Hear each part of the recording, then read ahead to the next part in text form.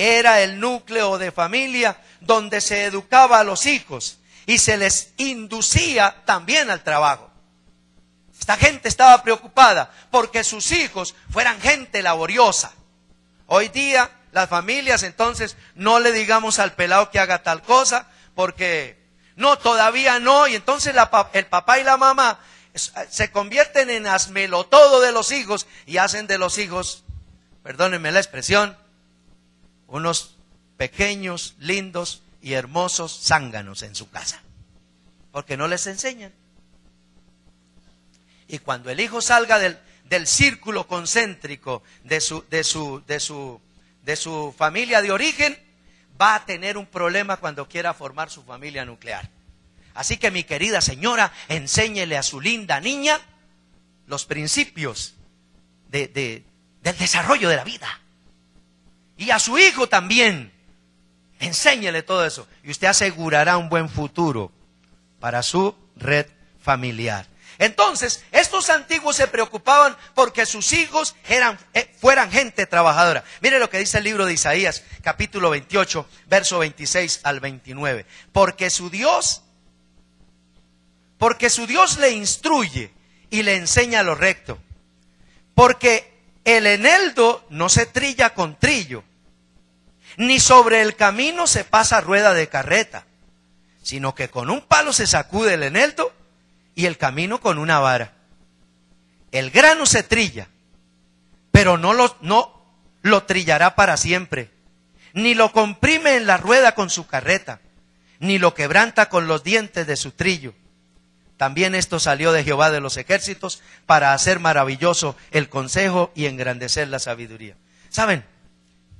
Aunque este texto pueda tener otra connotación profética por allá, pero lo que yo encuentro en este texto es que las cosas se han de hacer como se han de hacer. ¿Y quién es el encargado de enseñar a los muchachos cómo se ha de trabajar, cómo se ha de producir, cómo se ha de crecer en esta área? Pues los padres, preocupados por enseñar a sus hijos a ser hijos productivos. Usted tiene que hacer eso con sus hijos. La familia también tenía bajo su cuidado a los ancianos y a los enfermos. No los desamparaban. Para la época del comienzo de la iglesia tuvo sus primeros comienzos precisamente en casas, en familias. Ahí comenzó la iglesia. Tener cuidado de los viejos y de los enfermos es deber de la familia. Claro, hoy día, pues, de los enfermos que cuiden las enfermeras, de las enfermedades que se encarguen los médicos, y de los viejos, los hogares geriátricos. Esa es la propuesta. Claro, habrá algunas circunstancias particulares, pero quien tiene en primera instancia el cuidado de los viejos y los enfermos de su familia, pues es su misma familia, no es otro. Mire, a ver, lléveselo ahí para la casa. Y como dijera un amigo mío, másquelo. Una vez hecha esta lectura rápida de la familia judía en épocas remotas, nos podemos entonces trasladar a nuestros días para afirmar lo que debe caracterizar a las familias cristianas hoy. El Señor Dios del cielo prometió a Abraham bendecir a todas las familias de la tierra. Y sin duda alguna, que la mayor bendición de parte de Dios para todas las familias de la tierra está representada en el sacrificio de la cruz hecho por Jesús, que da cobertura, como dice el texto, a toda familia que en Él cree, para que todo aquel que en Él cree no se pierda, mas tenga vida eterna. Y con ello, una vez creyentes en Jesús, recibir el título de cristianos. Así que las familias que por la fe en Cristo el Señor ostentan el título de cristianas, se deben caracterizar como mínimo por tres cosas que quiero dejar con ustedes. Sin duda serán 1000 las características que debe tener una familia cristiana. Pero como el tiempo está regulado, Solamente quiero dejar con ustedes 3 características que debiera tener, que debe tener una familia creyente en Cristo el Señor.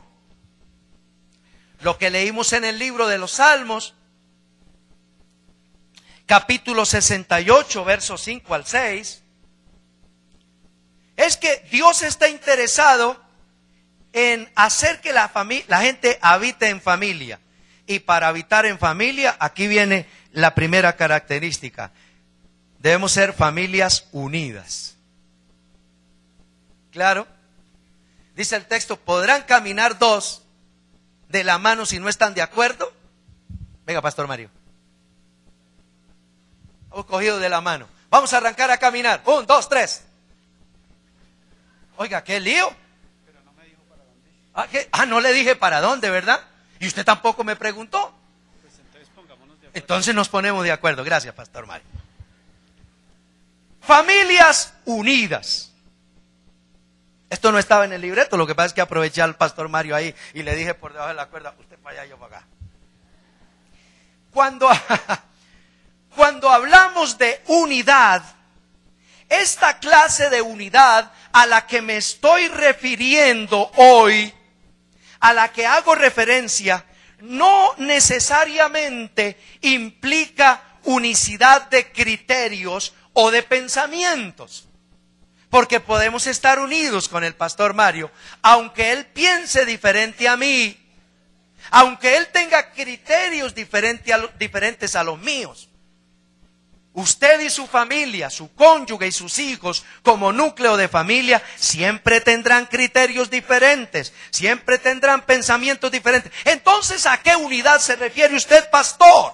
La unidad cristiana a la que me estoy refiriendo tiene la facultad de existir, de vivir y desarrollarse en medio de la diversidad, incluso de pensamientos y de criterios.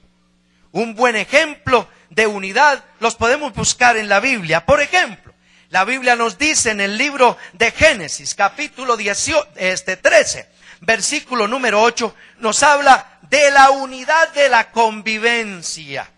Unidad en la convivencia, que es hablar de familias unidas. Dice el texto, entonces Abraham dijo a Lot, no haya ahora entre nosotros altercado alguno, ni tampoco entre mis pastores y los tuyos. ¿Por qué? Porque somos hermanos. ¿Y quiénes eran ellos?